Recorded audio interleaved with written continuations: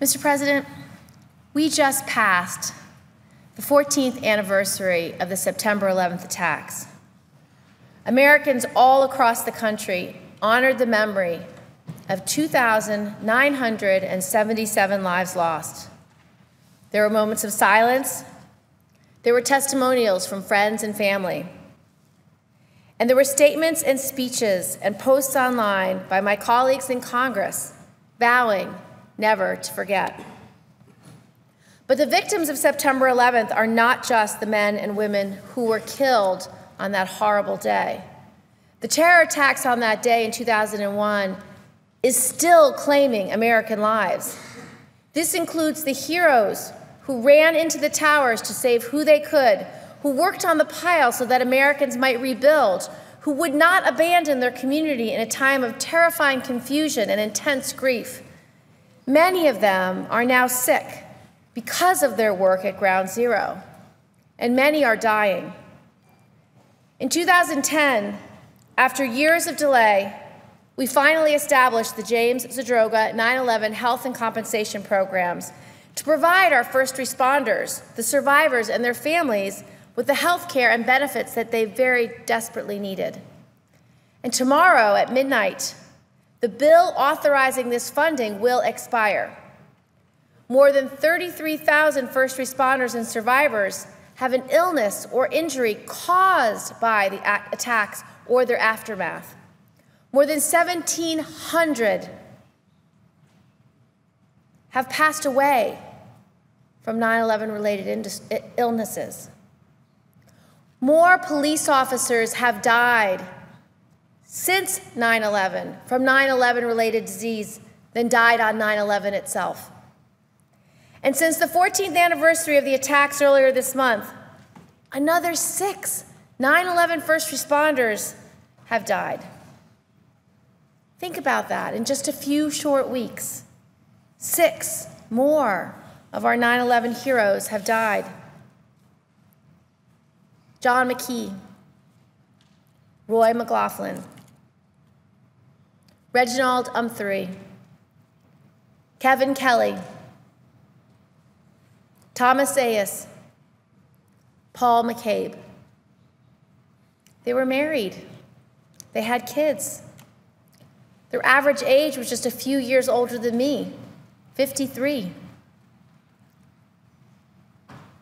They will all miss birthday parties and graduations. They will miss evening dinners and holidays. They leave behind mortgages, car payments, college tuition payments. These 9/11 illnesses not only rob families of their loved ones, but they leave them to face expenses without, in many cases, the family's primary breadwinner. 2 years ago, hundreds of first responders traveled to Washington from all over the country to lobby Congress. Excuse me, this was just 2 weeks ago.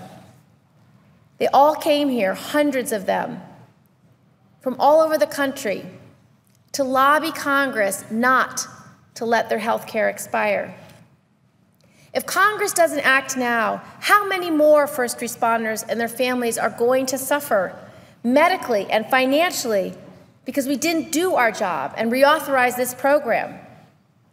Mr. President, let me tell you about just one responder, Ken George. He's from Long Island. Ken was 37 on September 11th, 2001.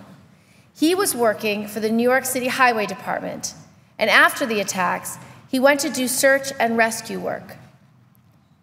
He was there for a couple of weeks. Almost right away, Ken developed a cough, then asthma, and then the asthma led to restricted airway disease. Doctors found crushed glass from Ground Zero in his lungs. He was forced to retire in 2006 because his medical ailments became too burdensome. And now, as he put it, he's financially hurting like you wouldn't believe. Mr. President, we're not talking about statistics. We're not talking about data points on a chart.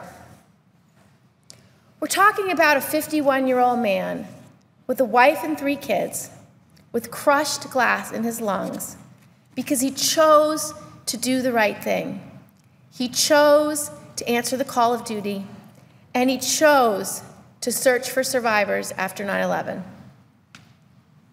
On the top of everything else he's dealing with, Ken now has to worry if he'll get the health treatments he needs, and if his family will have the basic financial support they need.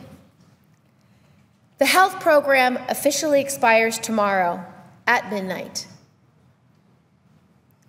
But these illnesses, Ken's and thousands of others, they never expire. Neither should their health care. Mr. President, we must reauthorize and make permanent the World Trade Center Health Program and the Victims' Compensation Fund. The participants in the health program live in every single state. They live in 429 of the 435 congressional districts. Every senator in this chamber has constituents who are sick and dying and are in this program. Mr. President, a majority of this body has already signed on as co-sponsors of this legislation, including many after our day a couple weeks ago. So let's finish this job. Let's give our 9/11 heroes the care and compensation that they deserve and so desperately need. Let's truly never forget. The clock is ticking. Let's do our job. I yield the floor.